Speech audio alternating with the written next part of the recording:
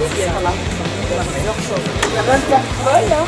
Je vais faire à manger tout le week-end. Et ici, il y a tous les bénévoles et les artistes qui mangent.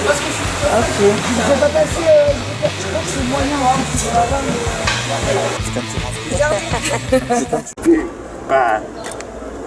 Depuis combien d'années existe le Big Bag? La première édition, c'était en 2014. C'est la 12e édition cette année. Ça commence. Ça a commencé hier soir, par cette soirée gratuite. Et là, c'est vendredi et samedi où on attend quand même beaucoup plus de monde. Et donc 3 jours. Qui a vaincu le Big Bang? Qui a inventé le nom du Big Bag? Qui a eu cette idée-là? Et qu'est-ce que ça veut dire? Alors, déjà, il faut savoir, donc l'association, parce que c'est une association. Alors moi, je suis salariée maintenant, mais à la base, c'est une association et qui a été créée en 2009, pardon. Et c'est à la base, c'est c'est le conseil municipal qui voulait fabriquer, on va vous montrer la salle, mais qui voulait fabriquer une salle de musique à Bagnères. Et donc, ils ont demandé à des associations de jeunes à Bagnères de venir faire partie du comité de pilotage pour fabriquer cette salle. Et entre autres, il y avait 4 associations de jeunes qui ont fini par se créer une seule association qui s'appelle le Cartel Bigorre. Le Big Bag, pour le coup, est-ce qu'on sait qui... Moi je sais, ouais, c'est Gabriel. C'est Gabriel, c'est Gabriel. Ouais. Ok. Alors ça s'appelle Big Bag parce que les jeunes qui habitent à Bagnères, toi t'habites à Bagnères? Donc les jeunes qui habitent à Bagnères, quand ils parlent, ils disent qu'ils habitent à Bag de Big. Bagnères de Bigorre, Bag de Big. C'est les 3 premières lettres de Bagnères et les 3 premières lettres de Bigorre. Voilà. Et on l'a mis à l'envers et on a mis Big Bag.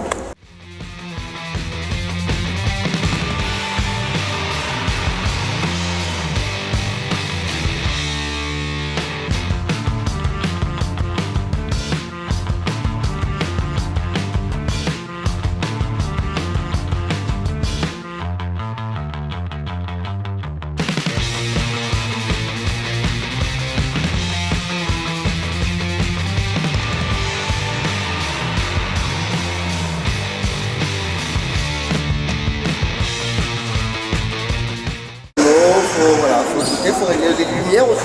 On a un homme là-bas derrière qui s'occupe de faire le son et la lumière en même temps. Il a les... Avant, tu viens de dire qu'il y avait 2 bonhommes. Eh ben, d'habitude c'est normal. D'habitude il y en a 2. Il y en a un pour chaque truc. Mais nous on a le génie suprême, le grand monstre de la lumière et du son qui arrive à faire les deux si on lui met les 2 machines pas trop loin l'une de l'autre. Voilà. L'accessibilité aux personnes en situation de handicap, est-ce qu'elle a été un petit peu réfléchie? Alors oui, nous on a une chance quand même, c'est qu'il n'y a pas, je ne sais pas si vous avez vu, mais il n'y a pas de marche. Ouais. Et surtout, la grande chance qu'on a, qui rend le site accessible aussi, c'est qu'on n'est pas sur une pelouse, dans les champs. En général, les festivals, c'est dans des champs. Alors il y a des champs qui sont super droits et tout ça, mais il y a quand même pas mal de champs où c'est... Ce qui nous manque, ce qu'on voit dans certains festivals, c'est un peu avec du recul, un petit promontoire surélevé qui facilite la vue des concerts. Ça, on l'a pas. Ça, on l'a pas, mais par contre, on met, quand il y a des personnes qui sont en fauteuil roulant et qui ont peur d'être bousculées, on les accueille en gros au niveau de la régie. Ou alors, il y a un coin là juste devant à droite aussi qui leur est réservé. La salle, c'est pareil, ça nous est arrivé effectivement de personnes de les mettre juste à côté des Il va registres. faire tomber le chapeau. Le chapiteau, il n'y avait pas les techniciens. Et quand il est passé dans les pays Rome un peu, enfin en Roumanie tout ça, il a pris des gens pour monter le chapiteau, faire la lumière, l'électricité, faire la cage au lion et tout ça, et ils ont appelé ça des baltringues. Baltringues.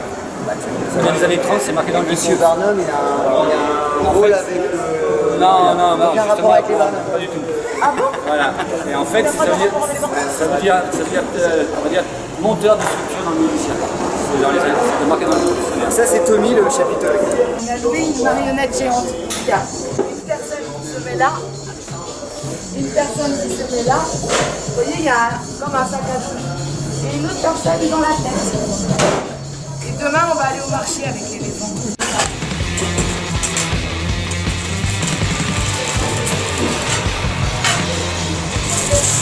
Voyez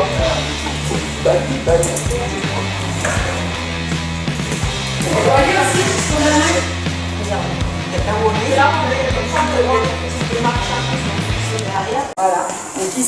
mettre 470 personnes. Comme il vous expliquait tout à l'heure, Tony, la jauge maximale. On ne peut pas aller au-dessus de 470 personnes. Combien ça a coûté le matériel à la lance? La construction ou tout ce qui est son et tout ça? Je pense que c'est plusieurs millions. 1,2 milliard. 1,2 milliard. Milliard, c'est énorme. Non, le Big Bang, C'est pas de Rochelet quand même, 1,2 milliard. tout confondu, ça coûte 240 000 €. Je peux te la mettre? Ouais. Hey, tu vas pouvoir construire avec ta casquette et des bagues. Je te la mets aussi, tu peux la mettre. Oui, bah ouais, ça fait trop bien. C'est stylé, la couleur. Et oui, il y a plein.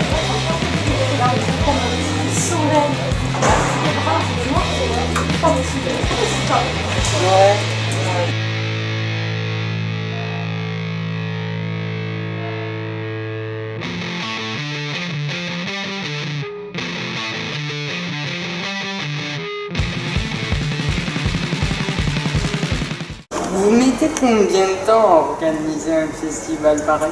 Là, on vit ensemble pendant 6-7 jours. Donc après, en octobre, c'est beaucoup plus calme. Tout le monde recharge les batteries. Et puis dès novembre, on commence justement la programmation, c'est-à-dire le moment où on se dit quel artiste on va avoir l'année prochaine. Donc dès novembre, on recommence le festival. Donc on va dire 10 mois avant, on débute la construction du festival.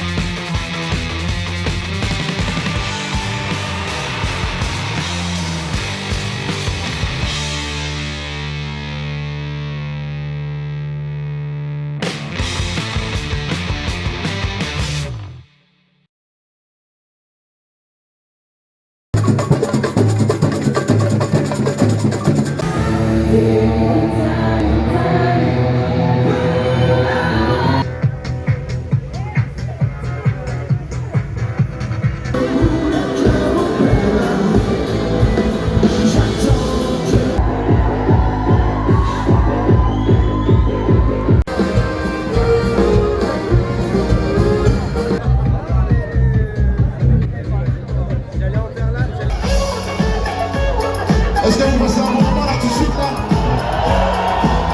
Moi sur des papyrus, ils écrivent du soda, moi du whisky. Ils sont les biscottes, moi le biscuit. Les médisants envoyés sur vétérinaire. Je suis pas un de ces artistes intérimaires, je vais le faire.